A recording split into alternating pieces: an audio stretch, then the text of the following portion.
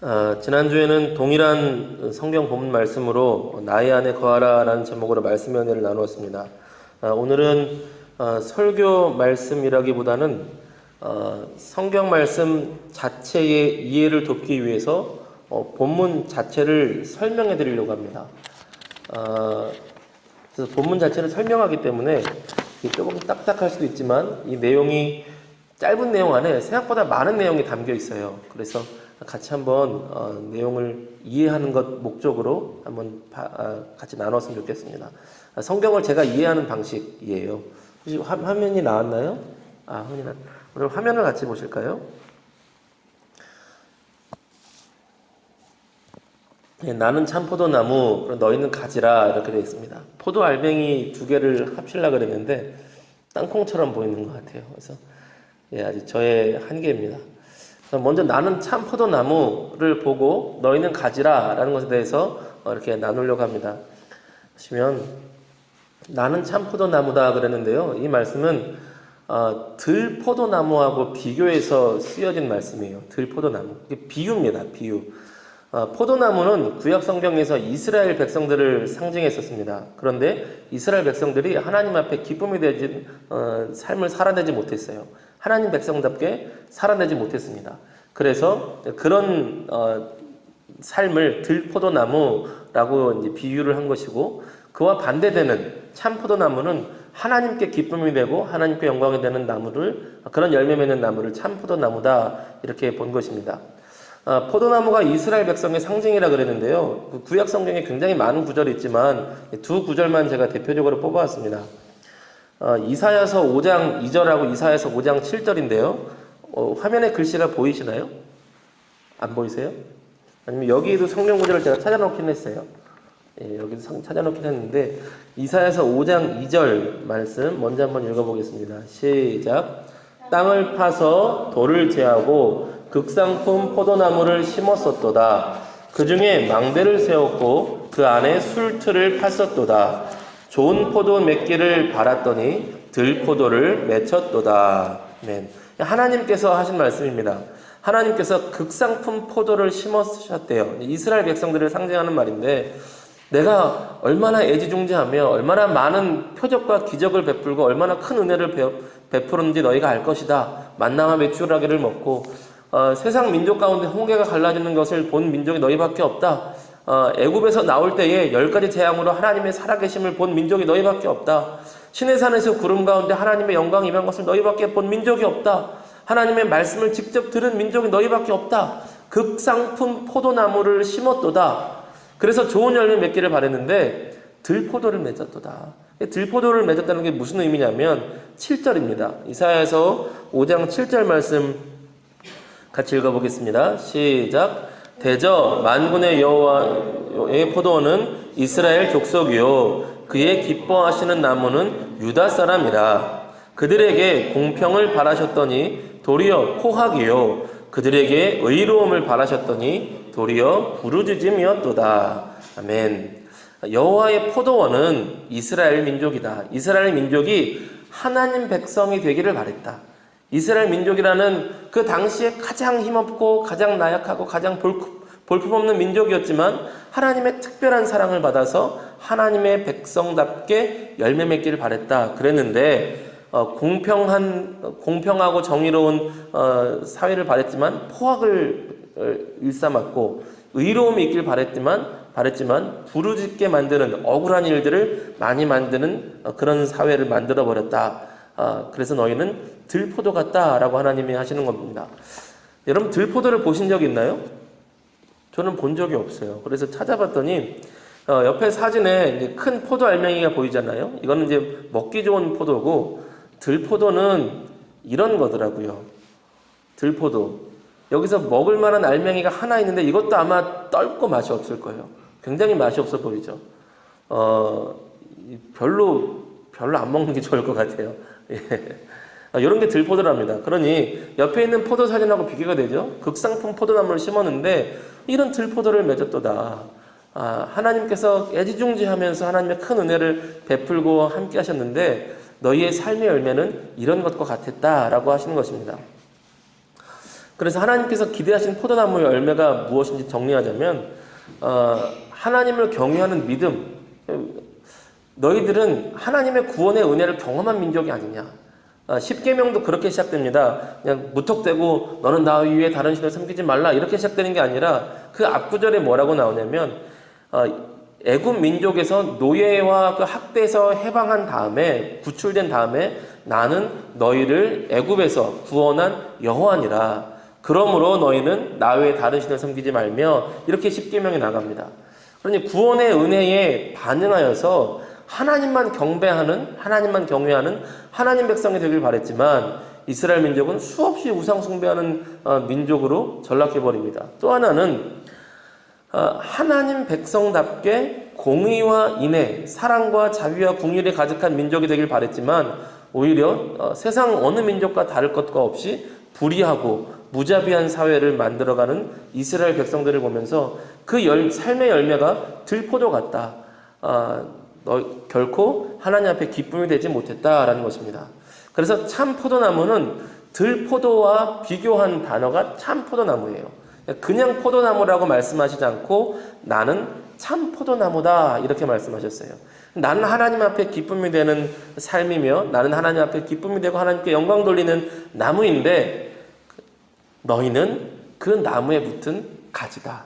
그래서 나와 함께 붙어 있어서 하나님께 영광 돌리는 들포도 같은 열매가 아니라 참포도 같은 열매를 맺는 하나님께 영광 돌리고 하나님의 기쁨이 되는 그런 하나님 백성이 되기를 바란다는 것이 이 참포도나무라는 단어의 의미가 담겨 있는 겁니다. 그리고 너희는 가지라라 그러셨는데 가지에는 여긴 좀 할 게 많아요. 포도나무라는 것 자체가 사진으로밖에 저는 못 봤어요. 우리나라는 특히 이 경기 북부 이쪽은 포도나무보다 사과 아니 배나무가 좀 더 익숙하신 것 같아요. 상계동도 원래 이제 배밭 꼴이었는데 포도나무가 사진으로 보니까 그렇더라고요. 막 웅장하게 쭉 뻗은 나무가 아니라 조그맣게 꺼불꺼불 이렇게 돼가지고 가구나 이런 목재로 가구를 만드는 목재로 쓸 수가 없어요. 그러니까 포도나무를 심을 때 목적은 한 가지밖에 없습니다. 열매예요, 열매. 여러분 그러겠죠? 사과나무를 심는다면 목적이 뭐겠어요? 사과죠. 배나무를 심는다면 배. 귤나무를 심는다면 귤이 목적이죠. 포도나무라는 것 자체가 열매가 목적이라는 거예요. 그 의미와 상징성을 담고 있는 거죠. 그래서 하나님은 가지의 역할을 하는 우리에게서 열매를 맺기를 원하신다라는 겁니다. 우리를 가지라 그러셨는데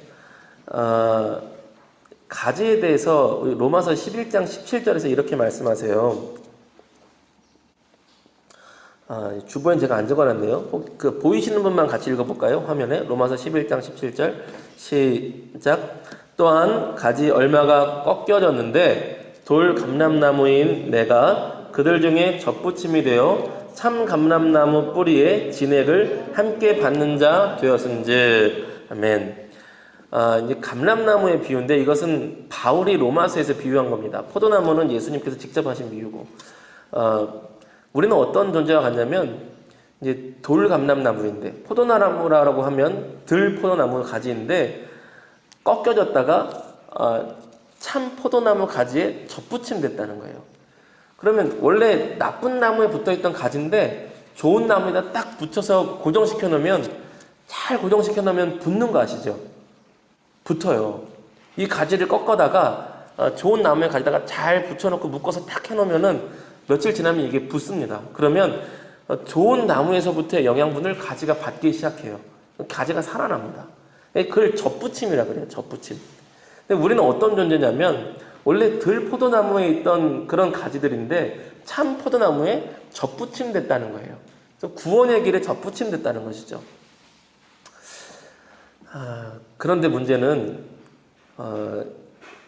열매를 맺는 가지와 열매를 맺지 못하는 가지에 대해서 구분이 있어요. 오늘 성경 말씀에 열매 맺지 못하는 가지에 대해서 그리고 열매 맺는 가지에 대해서 예수님께서 말씀해 주십니다.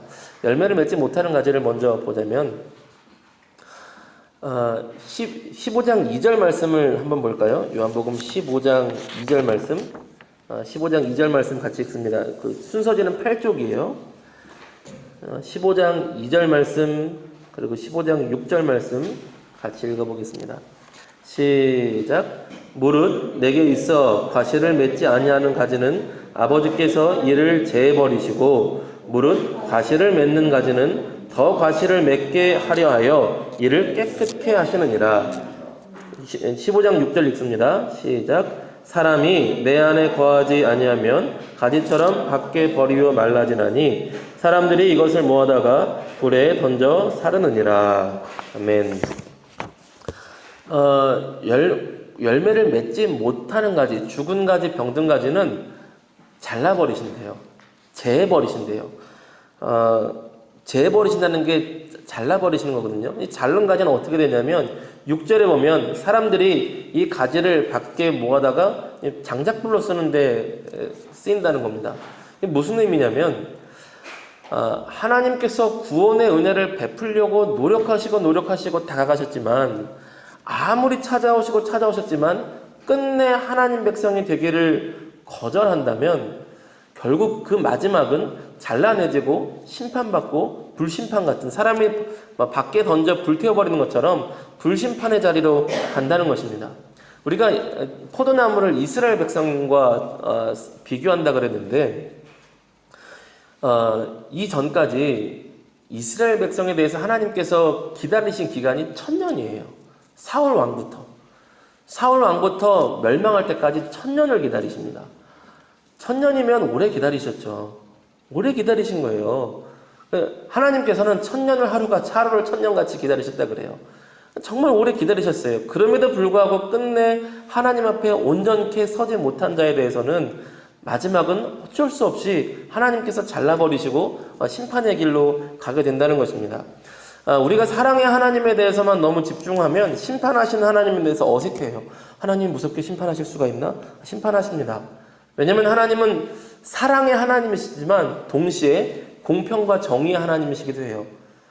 그래서 하나님께서 끝까지 하나님의 은혜와 사랑을 저버리고 거부하는 자에게는 하나님의 심판이 있다라고 말씀하시는 것입니다. 그런데 2절에 또 하나의 내용이 있어요.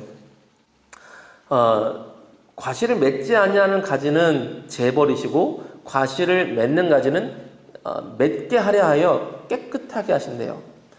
자, 열매를 맺는 가지는 열매를 맺네 그냥 냅두는 것이 아니라 열매를 맺는 가지는 깨끗하게 하신다는 겁니다. 우리 방금 읽었지만 15장 2절 말씀을 다시 한번 읽어볼까요?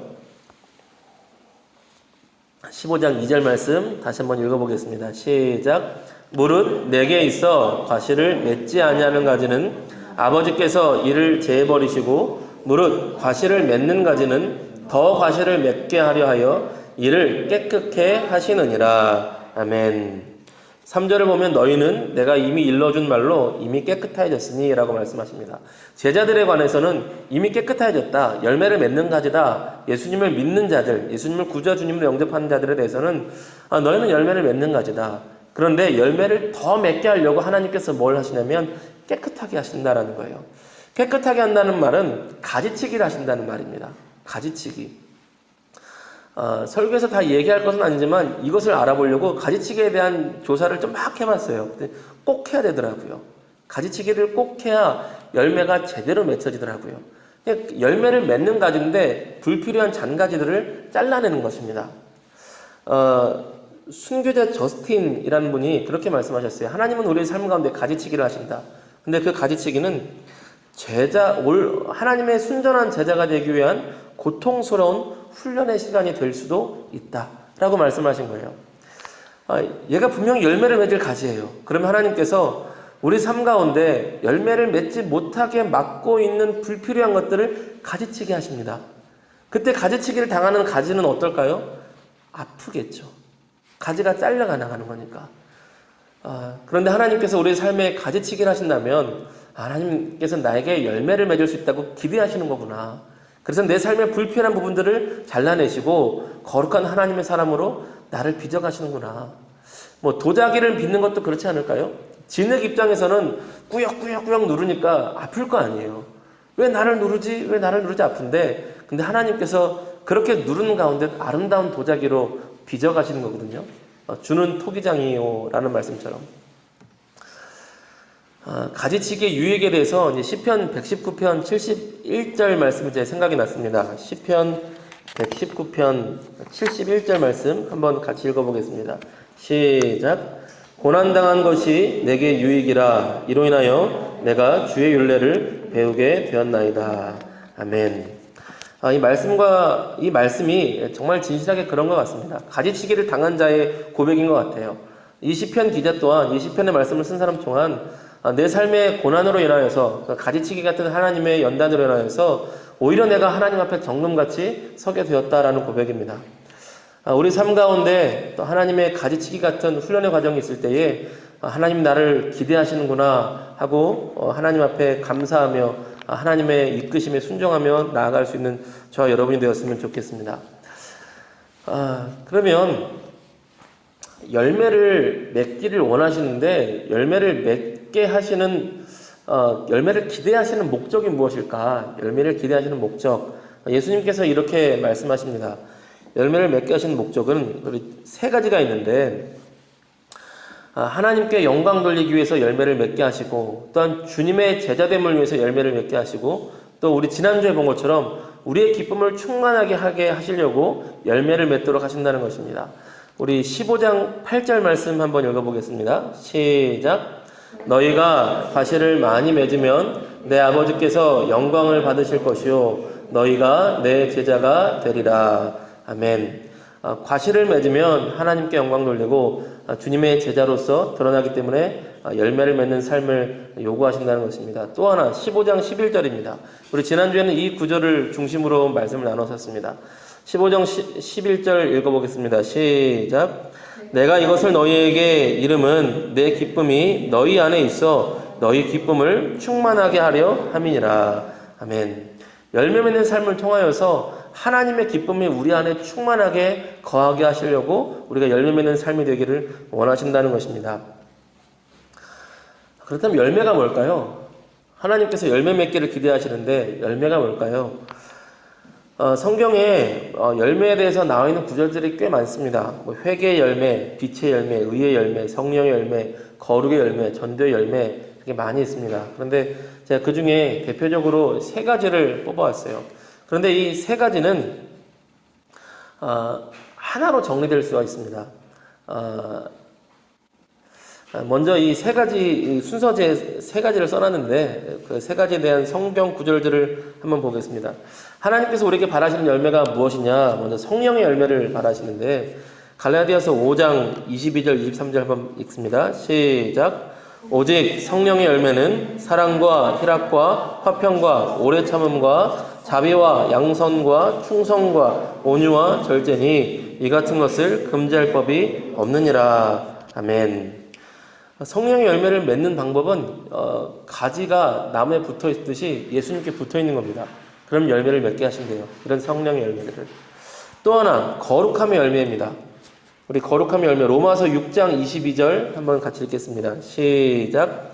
그러나 이제는 너희가 죄에게서 해방되고 하나님께 종이 되어 거룩함에 이르는 열매를 얻었으니 이 마지막은 영생이라. 아멘. 종종 열매를 맺는 걸 생각하면 자신의 욕심, 자신의 소원 성취 이런 것을 기대하시는 분도 있는데 성경이 말한 열매는 이런 거다라고 한번 정리를 하면 좋으실 것 같습니다. 또 하나 전도의 열매를 맺기를 기대하십니다. 우리 로마서 1장 13절 한번 같이 읽어보시겠습니다. 시작. 형제들아 내가 여러 번 너희에게 가고자 한 것을 너희가 모르기를 원치 아니하노니 이는 너희 중에서도 다른 이방인 중에서와 같이 열매를 맺게 하려 함이로되 지금까지 길이 막혔도다. 아멘. 우리가 전도의 열매 그러면 부담이 생길 수가 있어요. 전도의 열매를 맺지 못하면 하나님께서 끊어지는 것인가? 하나님의 가지에서 하나님의 나무에서 잘라지는 것인가? 이렇게 생각할 수도 있는데 그것이 아니라 열매를 붙어 있으면 열매를 맺게 되는 것이고 예수님 안에 붙어 있으면 전도의 열매, 거룩의 열매, 성령의 열매 맺을 수 있도록 주님께서 우리를 이끌어 가시고 훈련시키시고 다듬어 가신다는 것입니다. 그러니 사실 전도가 되는 과정을 보면 그래요. 내가 주님께 열심히 붙어 있으면 하나님의 때에 전도가 되어 갑니다. 전도가 되어지고, 그것이 우리가 고백되는 이야기, 고백되어지는 삶의 현실적인 내용이거든요. 중요한 것은 우리가 주님께 붙어 있는 것이죠. 예수님과 함께 하는 것. 이런 열매들의 내용들을 하나로 정리하면 이렇게 돼요. 우리 화면 한번 봐주시겠습니까? 하나로 정리하면 이 열매들은 온전한 하나님의 사람이 되는 것입니다. 온전한 하나님의 사람이 되는 것. 디모데후서 3장 17절에 혹시 보이시는 분만, 화면이 보이시는 분만 같이 한번 읽어보시겠습니다. 시작. 이는 하나님의 사람으로 온전케 하며 모든 선한 일을 행하기에 온전케 하려 함이니라. 아멘. 하나님의 사람으로 온전케 되기 위한 것, 하나님의 사람으로서 온전하게 되는 것, 이것을 하나님이 기도하십니다. 또 하나 에베소서 4장 13절 말씀 읽습니다. 시작. 우리가 다 하나님의 아들을 믿는 것과 아는 일에 하나가 되어 온전한 사람을 이루어 충만한 데까지 이르리니. 아멘. 우리가 믿는 것과 아는 일이 점점 하나가 돼서 온전한 하나님의 사람으로 자라가서 얼만큼 자라가길 원하시냐면 그리스도의 장성한 분량까지 이르리니, 이 말은 예수님을 정말 닿는 데까지 우리가 성장하길 원하신다는 것입니다. 이게 하나님 바라시는 열매예요. 이 과정 가운데 성령의 열매, 거룩의 열매, 전도의 열매, 의의 열매, 빛의 열매, 또 회개의 열매, 이런 것들이 나타나는 과정 가운데 온전한 하나님의 사람, 예수님 닮아가는 사람이 되길 바라시는 거죠. 그런데 문제는 꼭 그렇지가 않기 때문에 우리가 요구를 하시는 것입니다. 고린도전서 3장 1절 한번 보겠습니다. 시작. 형제들아, 내가 신령한 자들을 대함같이 너희에게 말할 수 없어서 육신에 속한 자, 곧 그리스도 안에서 어린 아이들을 대함과 같이 하노라. 아멘. 그리스도 안에서 신령하고 거룩하게 성장한 사람이 있음과 같이 반대로 그리스도 안에서 어린 아이들 같은 사람들, 그리스도 안에서 이게 몸의 나이가 아니라 신앙의 나이, 예수님을 닮아간 나이가 어린 아이 같은 수준에 남아있는 신앙의 모습이 있다. 그래서 육신에 속한 자 같이 예수님을 믿지만 믿지 않는 사람들과 똑같이 살아가는 삶의 모습이 남아있는 그리스도인들이 있다. 이런 사람들이 온전한 하나님의 사람이 되어가는 것이 열매를 맺는 것이다. 이런 말씀을 우리에게 가르쳐주고 계신 것입니다. 그럼 마지막으로 어떻게 열매를 맺는가? 예수님이 이것도 가르쳐주세요. 참, 이 짧은 구절 안에 이렇게 많은 내용을 참 친절하게 다 써주셨어요. 어떻게 열매를 맺는가? 간단합니다. 나의 안에 거하라. 나의 사랑 안에 거하라. 붙어 있어라. 제가 그래서 다른 그림은 동그라미를 따로 빼놨는데 이거는 동그라미를 붙여놨어요. 붙어 있어라. 그리고 요한복음 15장 5절과 9절 말씀 한번 같이 읽어보겠습니다. 요한복음 15장 5절과 9절 말씀 같이 읽습니다. 시작. 나는 포도나무요 너희는 가지니 저가 내 안에 내가 저 안에 있으면 이 사람은 과실을 많이 맺나니 나를 떠나서는 너희가 아무것도 할 수 없음이라. 9절이요. 아버지께서 나를 사랑하신 것 같이 나도 너희를 사랑하였으니 나의 사랑 안에 거하라. 아멘. 예수님 안에 거한 것, 예수님의 사랑 안에 거하면, 예수님 안에 붙어 있으면 열매를 맺게 될 것이다 라고 가르쳐 주셨어요. 마지막으로 하나만 더 이제 메시지를 나눌 텐데, 그럼 사랑 안에 어떻게 거하죠? 예수님께 어떻게 붙어 있죠? 라는 질문을 저 같은 사람은 할 것 같아요. 붙어 있는 게 어떻게 하는 거예요? 사랑하는 게 어떻게 있는 거예요? 라는 저 같은 사람들을 위해서 그것도 설명해 주십니다. 붙어 있는다는 것은 이렇게 하는 거예요. 10절을 보면 주님의 계명을 지키면, 또 주님의 말씀을 그 마음에 품으면 주님의 사랑 안에 거하는 거래요. 그렇게 가르쳐 주셨어요. 우리 10절 말씀 한번 읽어보겠습니다. 시작. 내가 아버지의 계명을 지켜 그의 사랑 안에 거하는 것 같이 너희도 내 계명을 지키면 내 사랑 안에 거하리라. 아멘. 예수님 계명 지키고 또 하나님 말씀 마음에 품고 있는 사람이 주님의 사랑 안에 거하는 것이다. 그럼 주님의 계명은 무엇이냐? 우리 12절 읽습니다. 시작. 내 계명은 곧 내가 너희를 사랑한 것 같이 너희도 사랑하라, 서로 사랑하라 하는 이것이니라. 아멘. 주님의 계명은 내가 너희를 사랑한 것처럼 서로 사랑해라. 그러면 너희가 나의 사랑 안에 거할 거야. 이렇게 가르쳐주고 계신 거예요. 좀 확대 해석하면 하나님 말씀을 지키는 것, 하나님 말씀을 소중히 여기고 마음에 품고 지키는 것까지도 확대 해석할 수 있을 것 같아요. 그런데 이게 쉽나요? 쉽지 않습니다. 우리가 주님의 말씀을 기억하고 살아가는 것이 쉽지 않고요.